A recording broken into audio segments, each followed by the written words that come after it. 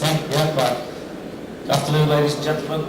I am from the UK. I have been involved in regulations and all that sort of stuff, but basically I'm a marketing sales guy.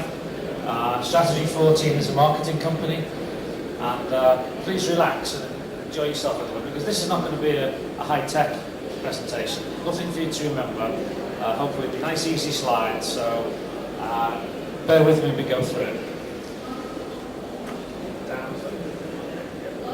Okay, I'm going to talk about the mobile phone. Just further away. Yeah. Okay. I'm going to talk about the mobile phone. We all know that it's taking over the world. Everybody has a mobile phone. It used to be laptop computers, but now everything is moving on to the mobile phone. You've got obviously telephone, text, emails now on mobile phone. Mobile phone combined with iPods. There's even an organisation in the UK bringing out a GPRS for the golf course. So you can get your phone out and you can find out how far the bunker is and how far the green is and exactly where you're on the course. So the mobile phone is everything.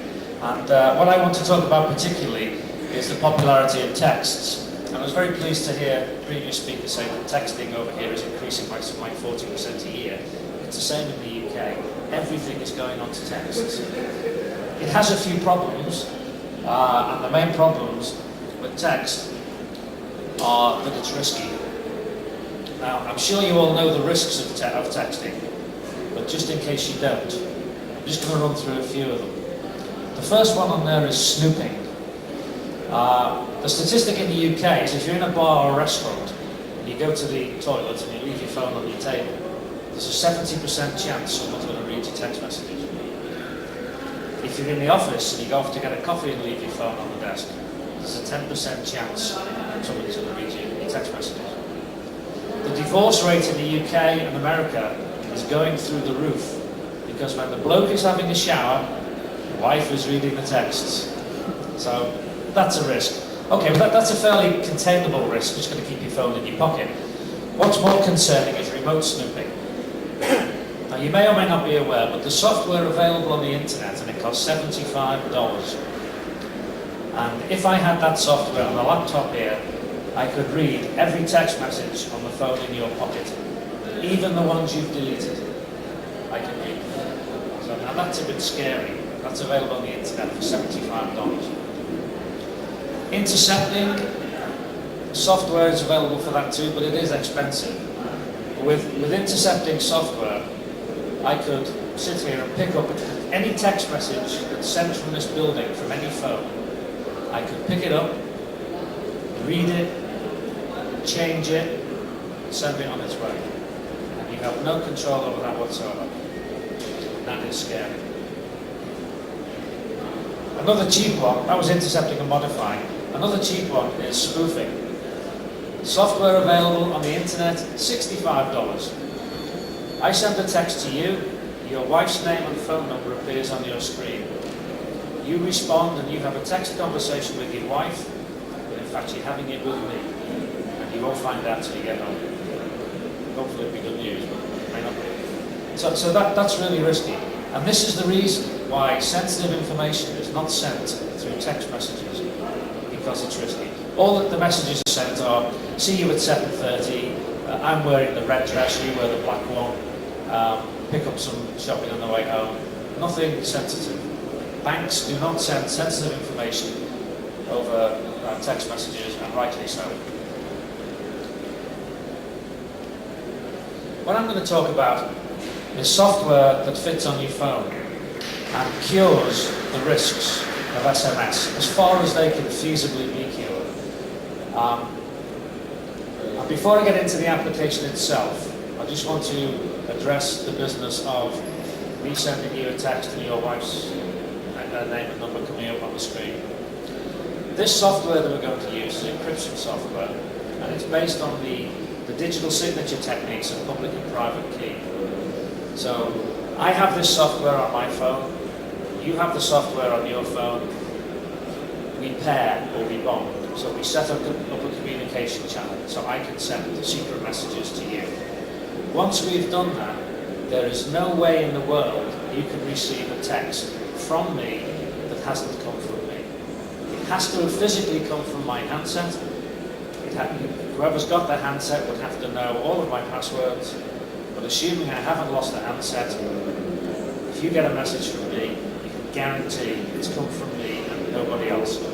Now, about 3 years ago, Barclays Bank, one of the big banks in the UK, did some research, and they have,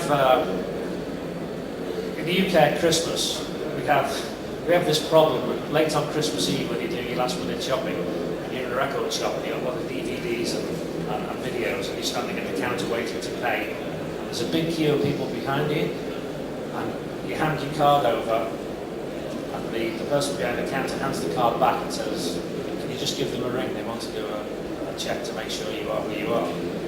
And the banks thought, wouldn't it be a good idea if we just send a text? "Is it you?" And you text back, "Yes, it is." Wonderful.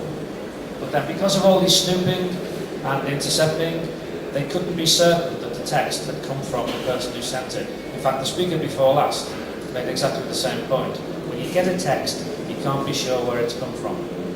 The gaming industry, the gambling industry in the UK, writes off millions of pounds every year because people place bets through text, and when it comes time to pay and the bet's gone down, "I didn't send it." And because they can't prove it was sent by that person, they write off millions of pounds every year. Okay, let's not get bogged down on it. Pairing is simple. I just send a message, "Do you want to be friends?" He comes back, "Yeah, we'll be friends." And it's a one-off deal, it's done. We can now talk to each other for the rest of our lives. It only takes a few seconds to do.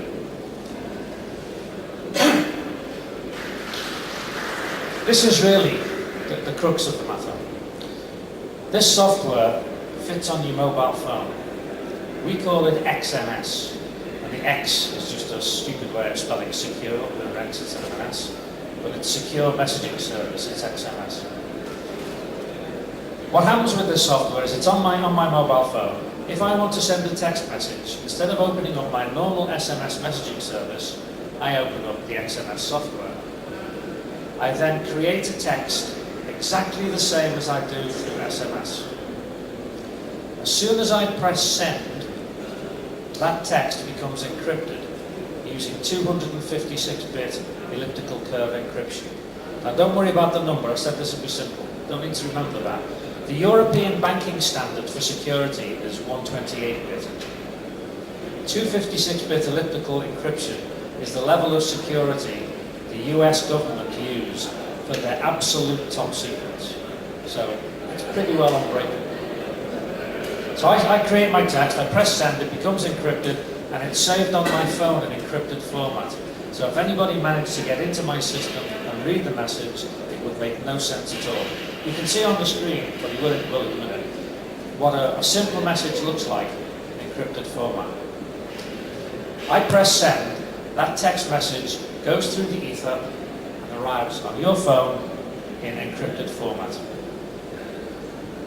Like digital signatures, you apply your private key, the message decrypts, you read it, as soon as you close the message down, it stores on your phone in encrypted format.